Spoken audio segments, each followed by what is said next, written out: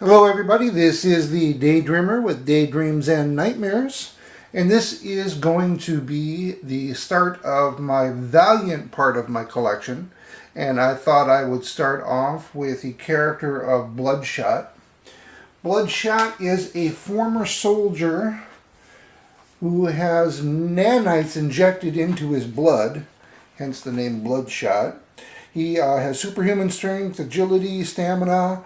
He has a healing factor. After having his memory wiped so many times, he's looking in to discover who he really is and who did this to him. Sounds an awful lot like Jason Bourne. That's what it kind of reminds me of, the government assassin that suddenly discovers that he wants to know who he is and about his past and going looking for it. Anyway, that is kind of how I look at this here. What you are looking at is the Bloodshot Zero. This is the origin story of Bloodshot. The cover was done by Joe Quesada and Dick Giordano. This includes an appearance of the Eternal Warrior and the Geomancer. There is also a gold version, or gold variant, and a signature series variant of this one as well. As I go through most of these, it looks like all of these stories, at least in the ones that I have, were all written by Kevin Van Hook. There are varying cover artists and different appearances throughout each of these, but and I don't have the full run. This 1993 series, which went for just a little over 2 years, I believe, no, 4 years, had 51 issues in the run. Well, it'll be 52 including the zero here. But I only have 18 of the books. I do have multiple versions, and that's what you see in the background are some of my doubles. I thought I'd use them as background. I do have multiples of quite a few of these, actually. Were easy to get your hands on. Still, most of these that are not on the low end are fairly easy to get, fairly cheap. So again, you're looking at Bloodshot Zero. And move on. We have Bloodshot number 1. The cover here is another chrome cover, just like the Zero. Cover here was done by Barry Windsor Smith. Has a pull-out poster also done by Barry Windsor Smith in it as well. And as would be expected, this is not the first appearance of Bloodshot. He was actually made his first appearance in Eternal Warrior 4. You also have the Geomancer making an appearance in this book as well. I do have multiple versions of this as well. Next is Bloodshot number 2, cover done by Don Perlin and Chris Ivy. And there is an appearance on the cover there of Axe. That is the character or rival that Bloodshot has in this particular book. Next one is Bloodshot in New York, caught up in gang violence. There's appearance by a number of different characters, Benito Carboni and Gino Canelli and Mob. The storyline for 3, 4, and 5 has Bloodshot getting caught up in Mob. The cover here is the also Don Perlin and Chris Ivy. Bloodshot number 4. As you can see on the cover, we do have appearance of the Eternal Warrior in this as well. Also, cover art is also once again done by Chris Ivy and Don Perlin. And the last of the story arc of Bloodshot's involvement with the New York mob.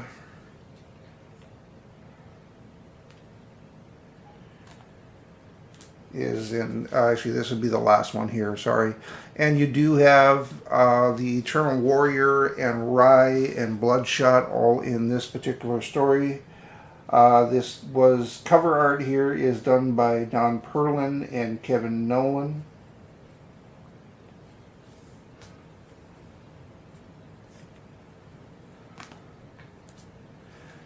Bloodshot number 6 has Bloodshot returning to England to work for Neville, who is the Eternal Warrior's solicitor.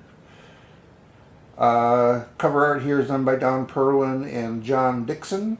And you get an appearance of Ninjak in this storyline. And this one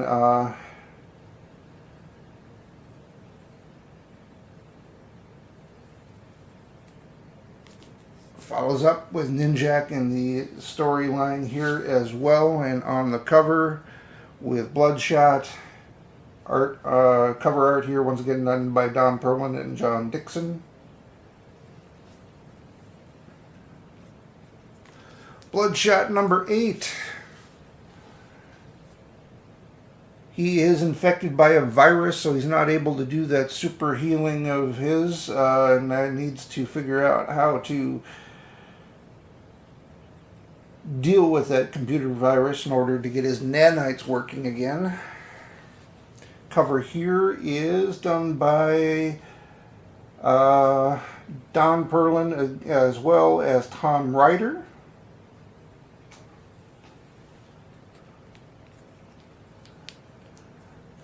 Bloodshot number 9. Cover art by Perlin and John Dixon.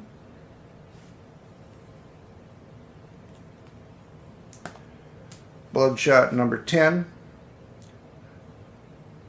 takes place in Vietnam, digging around in the tunnels, jungles of Vietnam. Cover here is done by Perlin and Dixon again.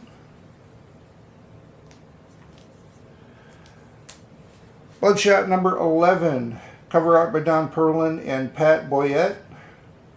On the cover there you see Mr. Iwatsu as a Speed Shot taking on Bloodshot personally. They're on the cover.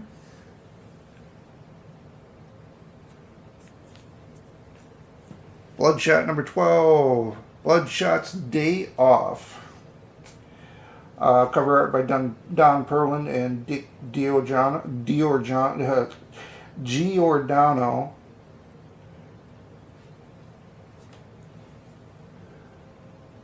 Which is a standalone issue before you get into 13, in which you have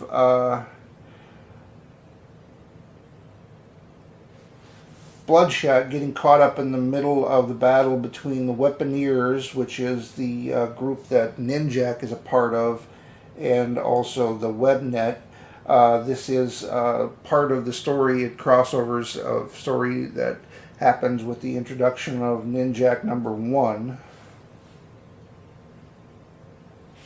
And once again, the cover here is done by Don Perlin and Dick Giordano.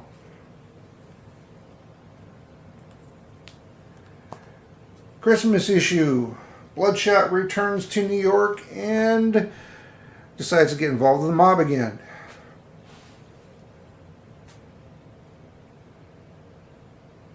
Cover art here is done by Don Perlin and Ralph Reese.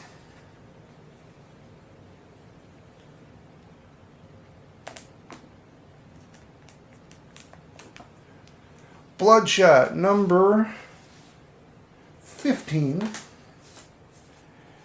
Don Perlin and Dick Giordano. Actually, they are involved in all 3 of these next 3 covers. This is the appearance on the cover here, as you can see, of the character of Cinder.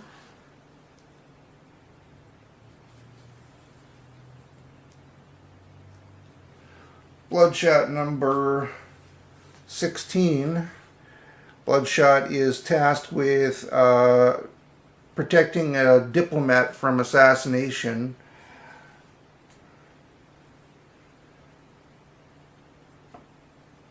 And I do believe in the process winds up in a coma, which is in the next issue. And of course you see the introducing or guest starring the Hardcore on the cover here. This is the last issue that I have in my collection from this group. We said all the ones in the background there are duplicates I have of different issues from this. Once again, Bloodshot 1 or 0 through 17 as part of my collection of Valiant. I hope you did enjoy some nostalgia and looking back at some of the books from Valiant. Bloodshot being a fairly popular character, and I think he does have a reboot with the current release of some of the Valiant titles.